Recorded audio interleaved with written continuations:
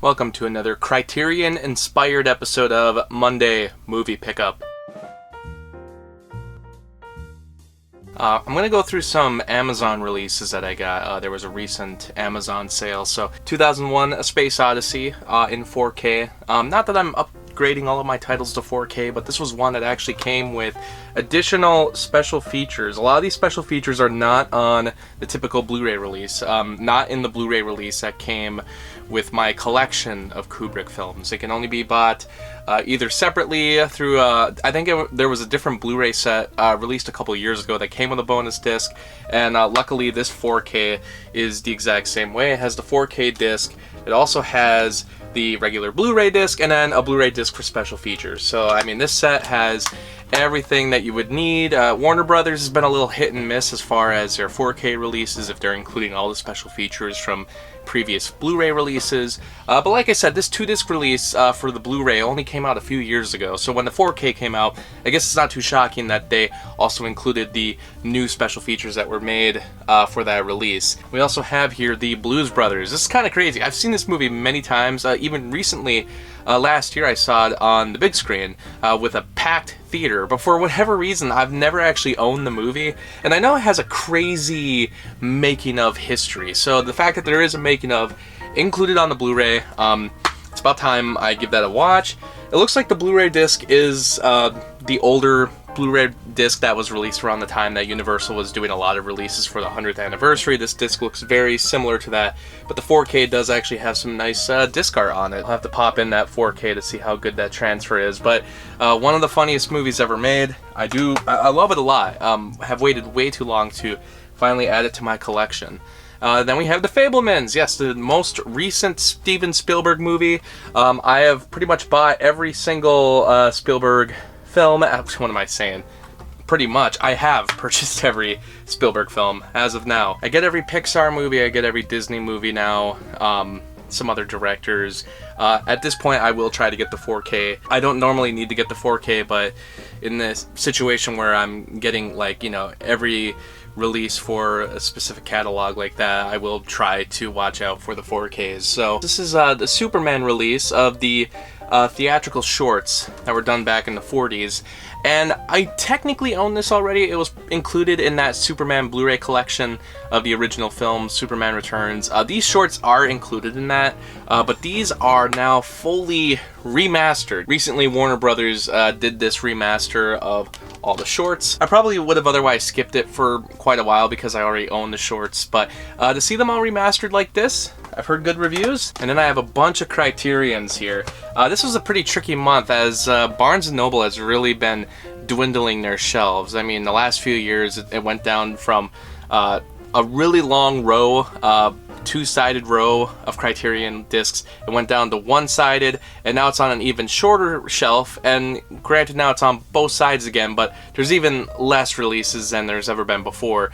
So to get these movies in person at Barnes & Noble is pretty tricky. They're all still available online for their half-off sale, so I mean, there's some titles that I've just kept missing out on. Safety Last, that's one that I've been trying to get like the last few sales.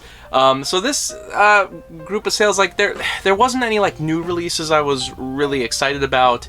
There is No Country for Old Men coming out soon, but it's only in December, so that won't be available for the November sale. I'll have to watch out for next July during that sale to go get that release. But I did get The Hidden Fortress. This was a huge influence on the original Star Wars. One of those movies from Akira Kurosawa that I've just been skipping out on for way too long. Having rewatched Seven Samurai, the 4K release in the theater, it kind of, you know, it really sparked in my mind to go see more of these Akira Kurosawa movies. And it's about time. Given that Star Wars is one of my favorite movies of all time, it's about time I see one of the great influences for that movie. Here's Charlie Chaplin's The Kid, a movie that I have seen before. I haven't seen it since college, and it's one that I've just been skipping out on for way too many times during the Criterion sales.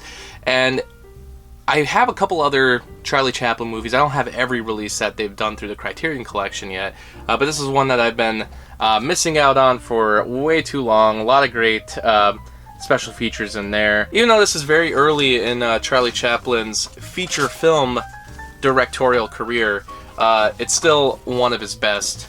Just a great example of simple storytelling told through silent film. Here's kind of a weird one. This is War and Peace. This is one that I don't know. I've been curious to get it every time I've seen it at the Criterion sale, only because it's considered one of like longest movies ever made. Technically, it came out in segments, but the movie as a whole, like if you go on Letterboxd, this is considered like one of the longest movies ever made. A Soviet film from the 60s, of course, based on also the incredibly long book. Comes on 2 discs, and I'm assuming that it probably spreads the movie out. Yeah, I can even see the run times on there. 245 minutes on the first disc, 177 minutes on the second disc. So they can't get the whole movie on one disc, which makes sense. It looks like this also comes with a poster, so read everything on the back. Big old poster. I mean, it's not like I've read War and Peace. Have a lot of us read War and Peace? Is it one that I should be reading? It wasn't a requirement in high school or in college, so I guess, I don't know. It's not even one that we ever studied, which is kind of interesting, given that it's considered a very important text. So I don't know much about the adaptation itself, but hey, maybe it'll make me curious enough to go check out the book. Or maybe I gotta read the book first. Let's see. Do we have any book fans out there that are gonna tell me which way to go? Here we have The Last Waltz. As I've tried to gather all the Martin Scorsese movies, I have most of his narrative movies, but a lot of the documentaries I don't have. A lot of them don't even really have like Blu-ray releases or even official releases. It can be kind of tough to track some of these down, but some of his more noteworthy documentaries have been released on Blu-ray, especially the stuff revolving around music. You know, there's a Bob Dylan documentary that's also been released through the Criterion Collection. But this, The Last Waltz, a documentary about the legendary band, The Band. Yeah, you'd be shocked just how many documentaries Martin Scorsese has done. Like, that man, if he's not working on a narrative feature, he is working on a documentary. I mean, he keeps busy. It's crazy. Like, you have to go look at his filmography. He's probably made just as many documentaries as he's made actual feature films. So, just insane. Great to finally have one of his most famous documentaries. And then I did actually get one new release. This is a newer release. I Walked with a Zombie and The Seventh Victim. This is one of the few times I've ever actually seen the Criterion Collection promote the 2 movies that are included in the set. Sometimes, like, if there's a second movie included, they just include it as a bonus feature. They don't really list it together on the cover. They did that with, I believe, just the re-release of The Last Picture Show. It had the sequel included. And then there was also Police Story 2. That was both promoted on the cover. But this is an interesting one because both movies, they share a producer, Val Lewton, but they don't share the same director, but they are these kind of lesser-known horror movies. I mean, they're horror movies that I've never really heard of. And, you know, as I was spending most of my Halloween gathering all these Universal releases, it was time that I finally maybe dipped into a different studio. So these are RKO releases, now owned by Warner Brothers. This is really cool. This is the first side, and then on the other side, if you flip it over, you got the information about the other movie. So, it's gonna be neat to dig into this one and learn a little bit more about these movies. Just growing the horror collection from the early days of cinema. Both of these are from 1943. Both are pretty short too, 69 minutes and 71 minutes. So we'll make for a fun little double feature. And then last but not least, I have here Shaun the Sheep. This is actually a gift.